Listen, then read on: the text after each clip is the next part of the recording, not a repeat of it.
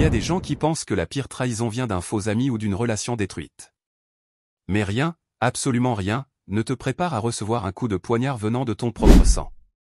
Quand mes parents sont morts dans cet accident de voiture, j'étais sous le choc. Pas seulement à cause de la perte, mais aussi parce que, soudainement, toute la structure de ma vie s'est effondrée.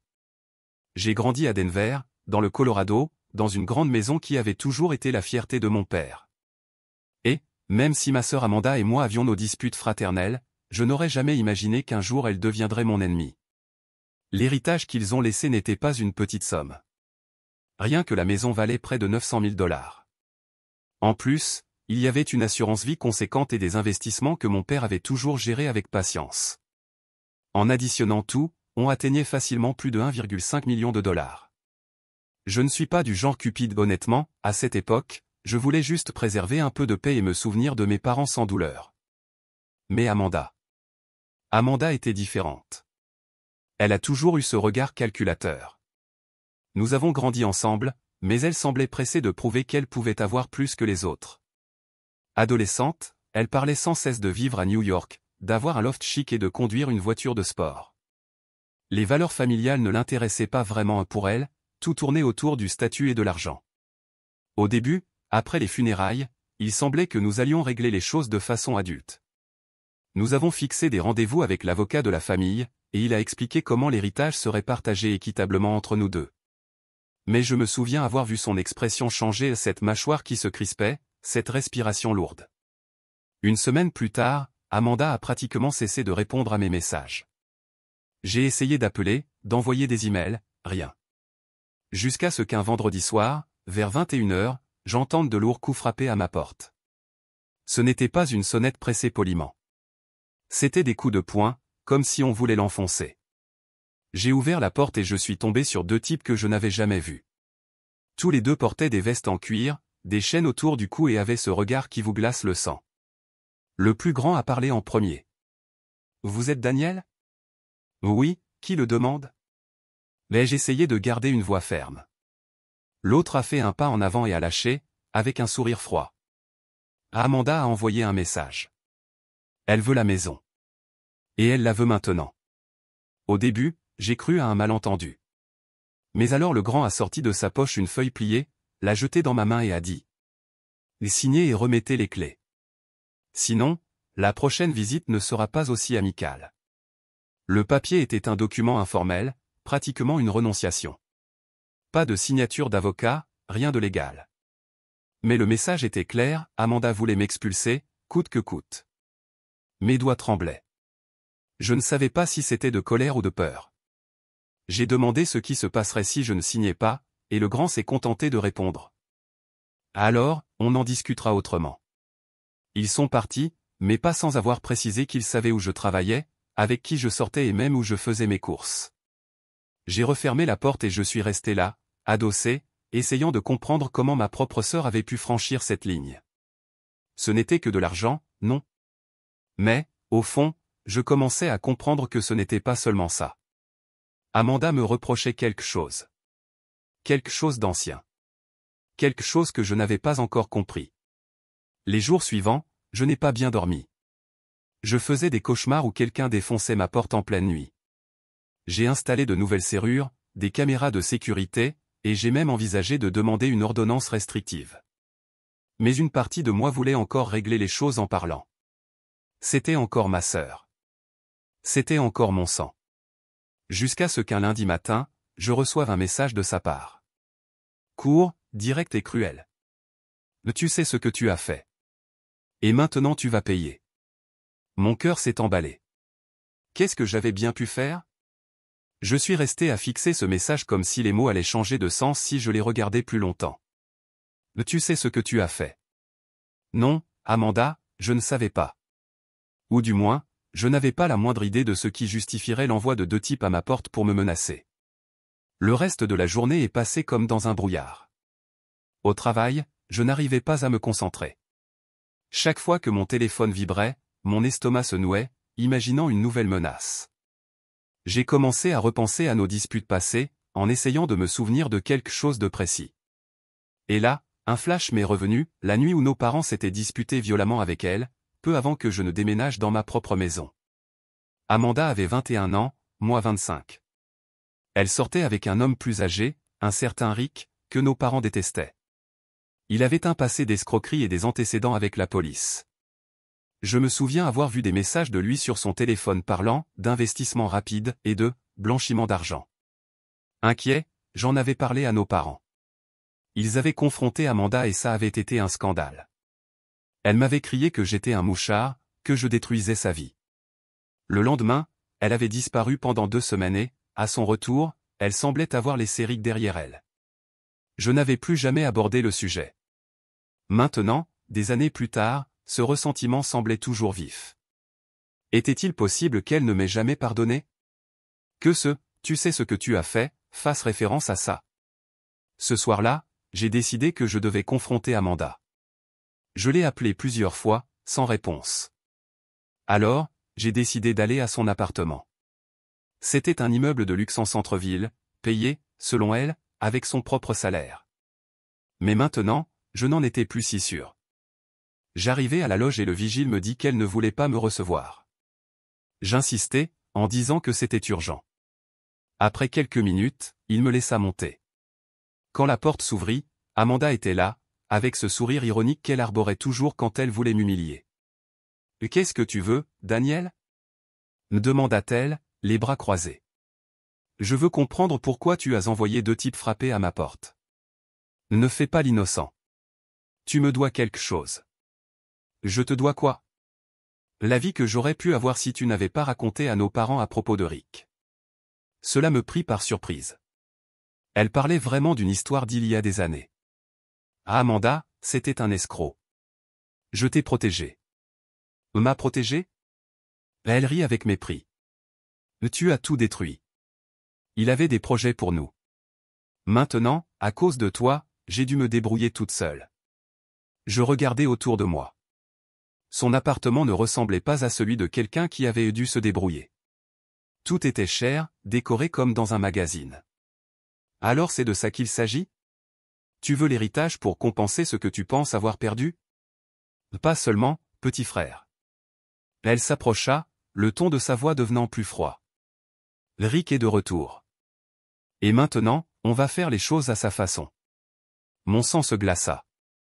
Tu es en train de me dire que tu te remets avec lui? Pas juste me remettre. C'est mon partenaire. Et nous avons décidé que tu n'as plus droit à rien. La colère monta. Tu es folle. Tu crois que tu vas m'intimider avec 2 gros bras et un ex-dollar? Je n'ai pas besoin d'y croire. Je le sais. Elle fit un pas en arrière, prit son téléphone et envoya un message devant moi. On va voir combien de temps tu tiens. À ce moment-là, j'entendis des vibrations venant de ma poche. Mon téléphone sonna. C'était une photo. Ma maison, prise de l'extérieur, à l'instant même, avec une voiture noire garée devant. Elle sourit. On se reparle, frérot. Je quittai les lieux avec la sensation d'être entré dans un jeu bien plus dangereux que je ne l'imaginais. Amanda ne voulait pas seulement l'argent. Elle était prête à détruire toute ma vie. En arrivant chez moi, la voiture noire était toujours là. Le moteur tournait. Mais personne n'en sortait. Je m'enfermais à l'intérieur, lumières éteintes, observant par l'interstice du rideau. Et c'est là que je compris, ça ne s'arrêterait pas avec des mots. Je restais là, dans le salon plongé dans l'obscurité, regardant par la fente du rideau cette voiture noire garée devant chez moi. Le moteur tournait toujours, comme pour me dire qu'il pouvait rester là toute la nuit, juste à attendre que je sorte. Mon cœur battait vite, et chaque bruit dans la rue me paraissait plus fort qu'il ne l'était en réalité. Je pris mon téléphone, songeant à appeler la police, mais une partie de moi hésita. Que allais-je dire? Bonjour, ma sœur a envoyé des types me suivre parce qu'elle veut me voler mon héritage? Cela semblerait ridicule, et je savais qu'ils demanderaient des preuves concrètes. De plus, Amanda avait toujours été douée pour se poser en victime. Si la police allait lui parler, elle trouverait un moyen d'inverser la situation. Je passai la nuit blanche. Quand le soleil commença à se lever, la voiture partit enfin. Mais pas la peur. Le lendemain, je décidai que j'avais besoin d'aide. J'appelai un vieil ami, Mike, avec qui j'avais servi dans l'armée. Mike était le genre de gars qui ne recule jamais, et je savais qu'il s'y connaissait en sécurité et en gens dangereux. Mec, ça sent les gros ennuis, dit-il après que je lui eus tout raconté. Et ce n'est pas seulement ta sœur. Si ce Rick est bien celui auquel je pense, ce n'est pas le genre à se limiter aux menaces. Mais tu le connais? Demandai-je. J'en ai entendu parler. Ce type touche au blanchiment d'argent et au recouvrement de dettes. Il a des contacts avec des gangs de Las Vegas et même de Californie. Ce n'est pas quelqu'un à sous-estimer. Cela me donna un frisson dans le dos. Mike me suggéra d'installer des caméras à l'extérieur et à l'intérieur, et de commencer à tout documenter. Photos, vidéos, messages, tout ce qui pourrait servir de preuve. Les jours suivants, c'est exactement ce que je fis. Mais plus je me préparais, plus Amanda semblait vouloir me provoquer. Je reçus un autre message anonyme, il est temps de décider, Daniel. Tu pars gentiment ou on te fera partir de force? Un soir, en rentrant du supermarché, je remarquai que ma boîte aux lettres était ouverte. À l'intérieur, une enveloppe brune. Je l'ouvris et y trouvai une photo de moi prise alors que je dormais sur le canapé. Mon cœur s'emballa. Quelqu'un était entré chez moi. Je me précipitai pour vérifier les caméras. Le pire? Elles étaient toutes hors service. Quelqu'un avait coupé l'électricité uniquement sur leur circuit. Ce n'était pas un amateur. Le lendemain, je reçus un appel d'un numéro inconnu. Je décrochai et entendis une voix masculine, bien trop calme pour la situation. Daniel, je vais être direct. Tu as jusqu'à vendredi pour quitter la maison. Après ça, je ne garantis plus ta sécurité. Et si je ne pars pas? Me demandai-je, essayant de garder une voix ferme. Alors, tu comprendras ce que c'est que de tout perdre sans même avoir le temps de réagir. Je raccrochai et restai à fixer mon téléphone, essayant de décider si c'était du bluff ou non. Mais, connaissant Amanda et sachant désormais avec qui elle était, je savais que ce n'était pas une blague. Je racontai tout à Mike, et il lança une idée qui paraissait folle, mais qui commença à faire sens. Mec, s'ils veulent t'intimider, la meilleure façon de réagir, c'est de renverser la situation. On va découvrir où ce Rick se cache et ce qu'il trafique. Je parie qu'il a plus d'ennemis qu'amis. Nous avons passé les 2 jours suivants à faire des recherches. Mike avait des contacts capables d'obtenir des informations de façon, disons, alternative. Nous avons découvert que Rick était mêlé à une grosse affaire avec un type appelé Alvarez, un trafiquant de la région.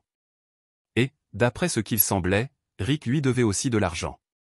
Ce fut la première lueur d'espoir que je ressentis depuis des semaines. Si je pouvais trouver Alvarez avant Rick, je pourrais peut-être retourner la pression contre ma sœur et ce voyou. Le jeudi soir, Mike m'appela. J'ai trouvé le bar où Alvarez a l'habitude de traîner. Et devine quoi? C'est à moins de 20 minutes de chez toi. C'était risqué, mais je savais que le vendredi approchait, et avec lui, l'ultimatum. Si je ne bougeais pas maintenant, je n'aurais peut-être pas d'autre chance. Je pris la voiture et conduisis jusqu'à l'adresse. L'endroit était un bar mal éclairé, qui sentait le tabac et la bière éventée. Mike était déjà là, assis dans un coin. Quand Alvarez entra, impossible de ne pas le reconnaître, grand, costaud, tatouage sur le cou et le visage, marchant comme si le monde lui appartenait. Mike me donna une petite tape. C'est l'heure de faire l'impossible, mon pote. Le bar était rempli de fumée et de conversations étouffées. Chaque pas qu'Alvarez faisait poussait les gens à s'écarter automatiquement. Il s'assit à une table dans un coin, entouré de 2 types à l'expression impassible. L'un tenait une bouteille de whisky, l'autre semblait plus attentif à ce qui se passait autour qu'à sa boisson. Mike me regarda et murmura. Vas-y doucement. Ce genre de gars n'aime pas les surprises. Je pris une profonde inspiration, essuyai mes mains moites sur mon pantalon et m'approchai. Alvarez me dévisagea de haut en bas avant même que j'ouvre la bouche. T'es pas du coin, toi, hein? Dit-il, avec un fort accent. Si, je suis du coin. Mais je crois qu'on a un ennemi en commun, répondis-je. L'atmosphère sembla devenir plus silencieuse. Un des hommes à ses côtés se pencha vers l'avant. Et c'est qui, cet ennemi? Demanda Alvarez, d'un ton à la fois lassé et curieux. Rick, dis-je, sans détour. Le gars qui traîne avec ma sœur.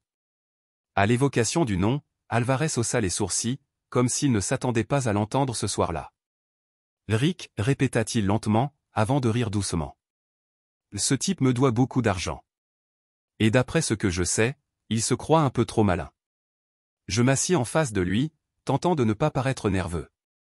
Alors peut-être qu'on pourrait s'aider mutuellement. Il essaie de me prendre la maison que j'ai héritée de mes parents.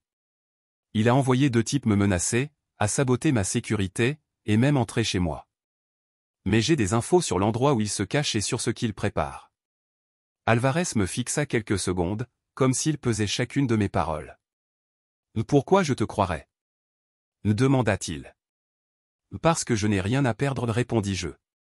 Et parce que, s'il obtient ce qu'il veut, il aura plus d'argent et plus de confiance pour continuer à te rouler. Il sourit, mais pas d'un sourire amical.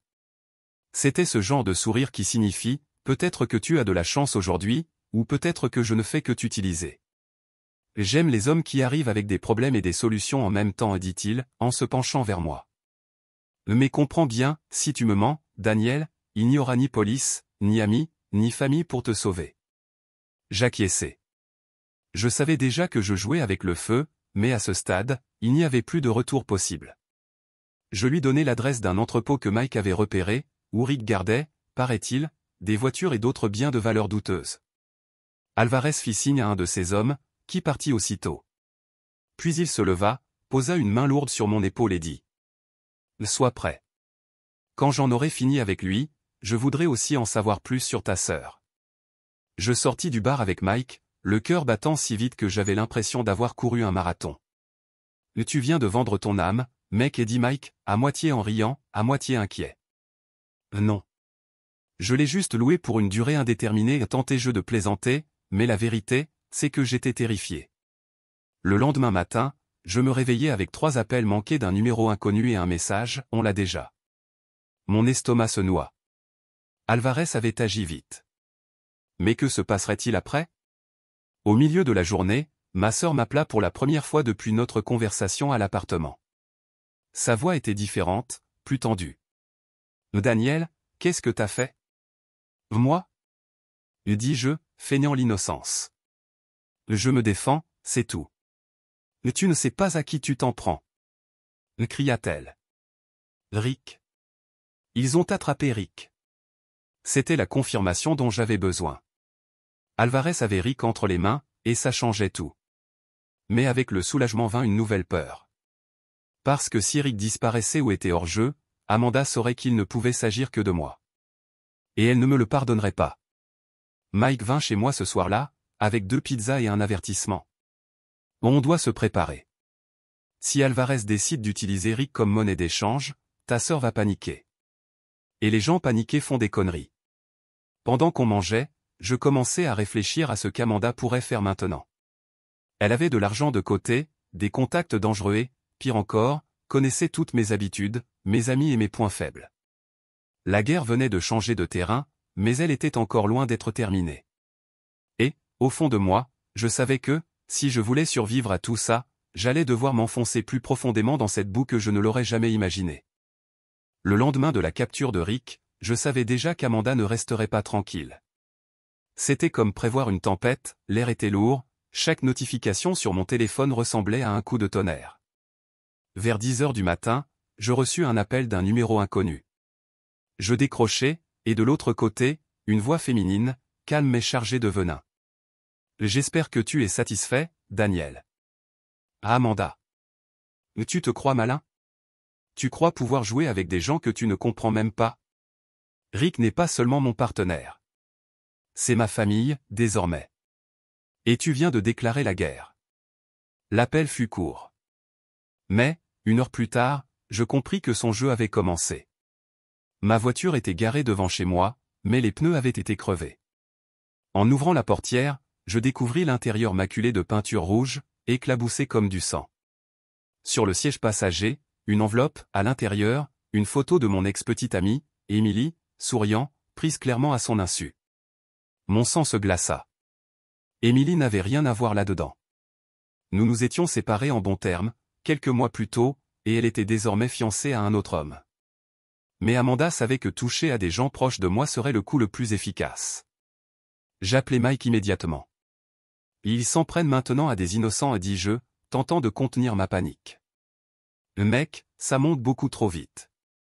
Je t'avais dit que les gens désespérés font des conneries. Amanda est en colère et elle a peur. C'est dangereux. Nous décidâmes que je devais quitter ma maison pour quelques jours. J'allais donc chez Mike, qui vivait dans un quartier plus isolé. Mais même là, la sensation d'être suivi ne me quittait pas. En 2 jours, nous remarquâmes une voiture différente stationnée dans la rue, et, la nuit, les caméras captèrent quelqu'un marchant près du garage. Entre-temps, Alvarez m'appela. « Ton ami, ici, parle beaucoup, dit-il, en parlant de Rick. Il paraît que ta sœur essaie de réunir de l'argent pour payer sa dette. Elle n'y arrivera pas avec ce qu'elle a de côté. » C'est là que tu te trompes, répondit Alvarez. Rick m'a dit que vous aviez un compte joint de vos parents qui n'a pas encore été touché. Mon cœur s'accéléra. Oui, ce compte existait, un fonds que mon père avait ouvert pour les urgences et qui, selon la décision de l'avocat, ne pouvait être débloqué qu'avec la signature des 2 héritiers. Amanda savait évidemment qu'il existait, mais je n'aurais jamais imaginé qu'elle tenterait de l'utiliser maintenant. « Tu vas l'empêcher de retirer cet argent, dit Alvarez. Parce que si elle réussit, elle disparaîtra avec Rick. Et là, j'aurai de nouveau un problème. Et si je n'arrive pas à l'en empêcher? Alors tu deviendras mon problème à toi aussi. » La pression venait de tous les côtés. Le lendemain, j'appris qu'Amanda avait déjà commencé à bouger. Un contact de l'avocat m'appela pour m'avertir qu'elle avait tenté de fixer un rendez-vous afin de régler la question du compte joint. En clair, elle comptait essayer de me convaincre ou de me forcer à signer. Et la confirmation que les choses allaient complètement déraper arriva ce soir-là. Mike et moi rentrions à la maison après avoir acheté à manger, et nous trouvâmes la porte d'entrée grande ouverte. À l'intérieur, tout était sens dessus-dessous. Sur le sol du salon, une petite boîte. Je l'ouvris et trouvai un vieux téléphone portable, allumé, avec une seule vidéo enregistrée. Dans la vidéo, Amanda, regardant droit dans la caméra, dit « Je n'ai pas besoin que tu sois d'accord avec quoi que ce soit. J'ai juste besoin que tu sois motivé. » La caméra se déplaça et montra Emily, attachée à une chaise, un chiffon dans la bouche et les yeux écarquillés de peur. La vidéo s'arrêta là. Tout mon corps passa en mode urgence. Ce n'était plus une question d'argent, ni de vengeance familiale. Il s'agissait de sauver une vie que je n'aurais jamais dû mettre en danger. Mike me regarda, sérieux. Alors voilà. Elle a franchi la dernière limite. Maintenant, on va aller jusqu'au bout. Je restai paralysé quelques secondes, fixant l'écran du téléphone comme si cela ne pouvait pas être réel. Emily, attachée, bâillonnée, et ma sœur l'utilisant comme monnaie d'échange. Je sentis la colère et la peur se mêler jusqu'à devenir quelque chose qui me brûlait la poitrine. Ça change tout, dis-je, d'une voix plus basse que je ne l'aurais cru. Mike était déjà debout, attrapant le sac à dos où il gardait quelques équipements pour les urgences. Daniel, si on ne bouge pas maintenant, demain il sera peut-être trop tard. Le problème, c'est que je n'avais aucune idée d'où Amanda pouvait retenir Emily. Mais je remarquai alors un détail dans la vidéo, au fond, derrière la chaise, il y avait une fenêtre avec des barreaux, et, par l'interstice, on voyait un panneau jaune et noir. Je mis la vidéo en pause, fis un zoom, et parvins à lire « Henderson Storage ». Je connais cet endroit, dit Mike. C'est à environ 40 minutes d'ici, à la sortie vers l'autoroute. Un entrepôt de location, un peu délabré, avec peu de sécurité. Nous avons pris sa voiture et filé directement là-bas. En route, je commençais à réfléchir à quel point Amanda avait changé. Elle n'était plus seulement ma sœur ambitieuse, elle était désormais plongée jusqu'au cou dans le monde de Rick. Et elle en était venue à kidnapper quelqu'un pour obtenir ce qu'elle voulait.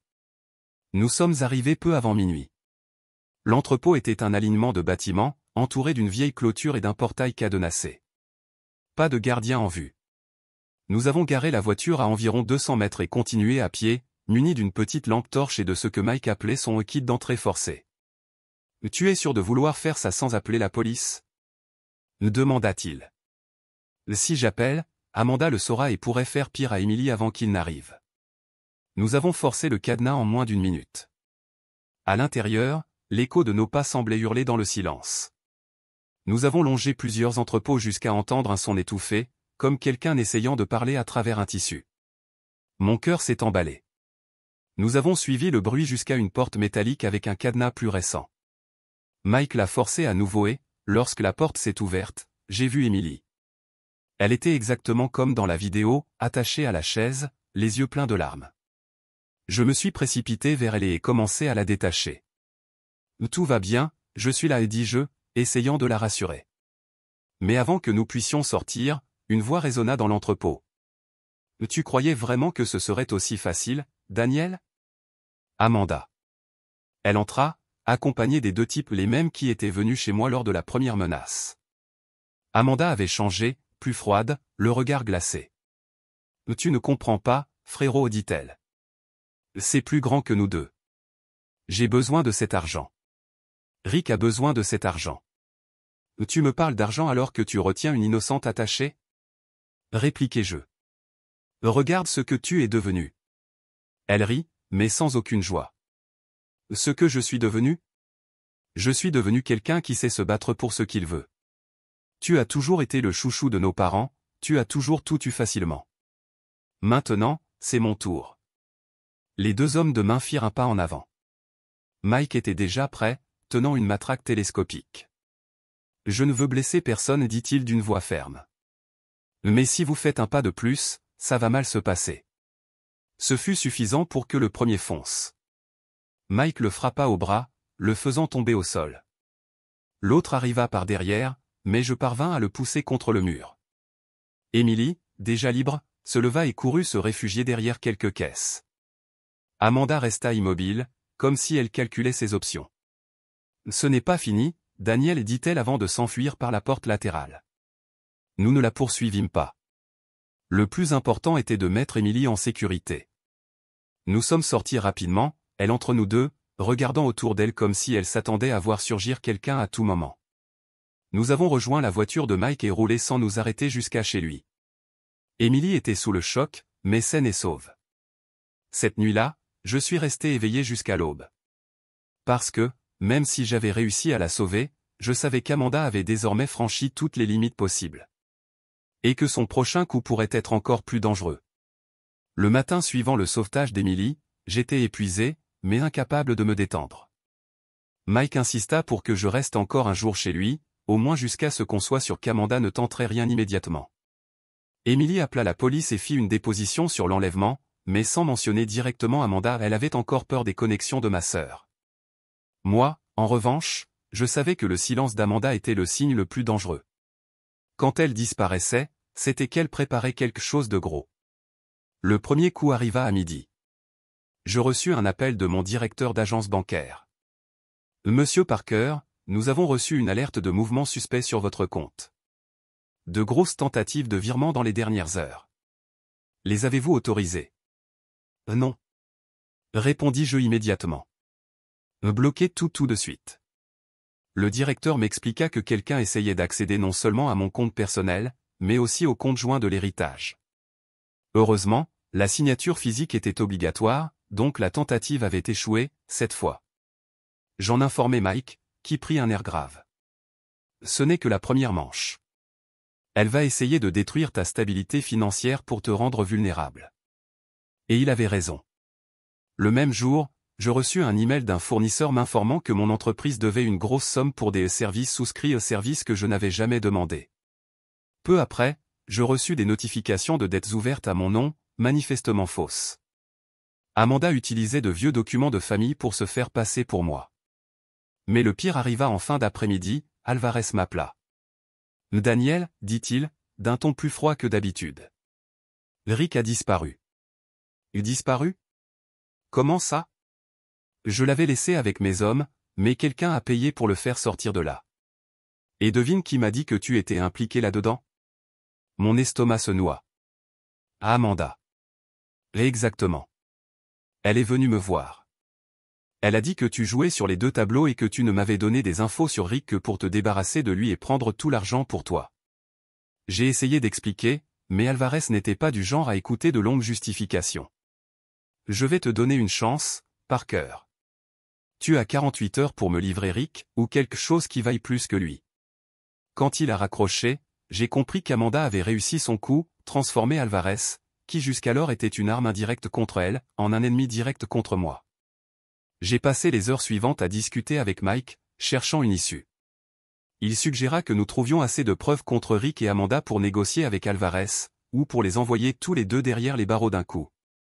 Mais si on se trompe d'un seul pas, dit Mike, tu finiras en prison, ou mort. Pendant qu'on parlait, mon téléphone vibra. Un nouveau message anonyme. Voyons si tu peux courir aussi vite que tu parles. En pièce jointe, une vidéo en direct de ma maison. Et sur la vidéo, un éclair suivi de fumée s'échappant du garage. Je me précipitai vers la voiture, mais je savais déjà que j'arrivais trop tard.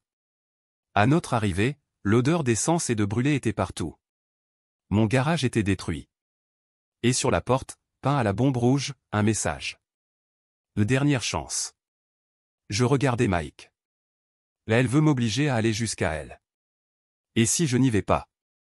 Alors elle va amener la guerre jusqu'à toi, où que tu sois. Et je savais exactement ce que ça signifiait, la dernière partie de ce jeu ne se passerait pas au tribunal, ni à la banque.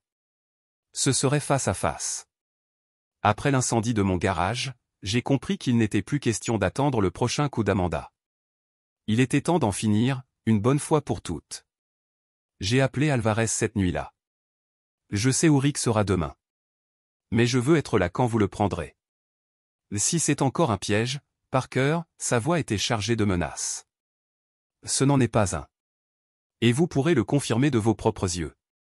Ce qu'Alvarez ignorait, c'est que, dans les dernières 24 heures, Mike avait réussi à tracer une voiture utilisée par les hommes de main d'Amanda jusqu'à un entrepôt abandonné dans la zone industrielle. Là, selon un informateur, Rick se cachait avec elle, organisant leur fuite. J'ai passé la nuit à me préparer. J'ai enfilé des vêtements sombres, pris une caméra cachée et un enregistreur audio. Si je survivais, cela pourrait servir de preuve contre eux. Mike insista pour venir. Si c'est la fin, ce sera à deux contre le monde, dit-il, mi-ironique, mi-sérieux. Nous sommes arrivés à l'entrepôt juste avant l'aube. Alvarez et 3 de ses hommes étaient déjà en position. Il me regarda comme quelqu'un qui ne fait toujours pas totalement confiance, mais qui est prêt à tester. La porte grinça en s'ouvrant. À l'intérieur, Amanda et Rick étaient en pleine dispute. Elle était nerveuse, faisant les 100 pas. Rick paraissait plus calme, mais avec ce regard qui calcule la sortie la plus rapide. Bonjour, la famille, dis-je en entrant, Alvarez juste derrière moi. Amanda se figea, surprise. Rick, en voyant Alvarez, perdit son sourire. Tu nous as balancé? Hurla Amanda. Non. Vous vous êtes livré tout seul, répondis-je. Vous avez passé des semaines à détruire tout ce qui restait de notre famille. Maintenant, c'est fini. Alvarez s'approcha de Rick. Tu me dois beaucoup, mon ami. Et aujourd'hui, tu vas payer. Attends, Rick leva les mains. Je peux compenser. J'ai des contacts, de l'argent? De l'argent qui n'est pas à toi, coupai-je. De l'argent qui vient de l'héritage de mes parents. Amanda fit alors quelque chose que je n'attendais pas, elle sortit un petit pistolet de sa veste et le pointa sur moi. Tu n'auras rien, Daniel. Je n'ai pas traversé tout ça pour finir les mains vides. Amanda, regarde-toi, dis-je, tentant de gagner du temps. C'est ce que Rick a fait de toi. Tu n'étais pas comme ça. J'ai toujours été comme ça, cracha-t-elle. C'est toi qui n'as jamais voulu le voir. La tension devint insupportable. Alvarez était prêt à tirer sur Rick, mais devait maintenant décider s'il éliminait aussi Amanda. Mike, d'un geste rapide, se jeta sur elle et lui saisit le bras. Le coup partit, mais alla se loger dans une poutre métallique. Ce fut suffisant pour que les hommes d'Alvarez maîtrisent Rick. Amanda tenta de résister, mais Mike l'immobilisa. Au milieu de la confusion, je ramassai l'arme au sol. C'est fini, dis-je, en la regardant droit dans les yeux. Alvarez, avant de partir avec Rick traîné par ses hommes, se tourna vers moi. Parker, tu m'as fait un cadeau aujourd'hui. Considère notre dette réglée.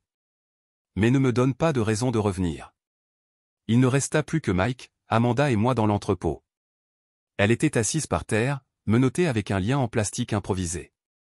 Pendant un instant, je revis la jeune fille qui avait grandi avec moi, riant aux blagues de papa à table. Mais ce souvenir s'évapora vite. Tu aurais pu m'aider, dit-elle, la voix tremblante. Mais tu as préféré me détruire. Tu t'es détruite toute seule, répondis-je. Et maintenant, tu vas payer pour tout. Nous avons appelé la police et livré Amanda avec les enregistrements et la vidéo de l'enlèvement d'Emily. Quand je l'ai vue emmener, j'ai compris que le lien du sang s'arrêtait là. Dans les jours qui suivirent, je reconstruisis ce qui restait de ma vie. Emily alla bien, Mike reprit sa routine, et moi, j'appris que la famille n'est pas toujours synonyme de loyauté. Et, même si j'ai gagné cette guerre, je sais que le prix à payer a été bien trop élevé. Commentaire de Madame Reddit. C'est incroyable jusqu'où certaines personnes peuvent aller quand l'argent est en jeu, surtout quand il s'agit de leur propre famille.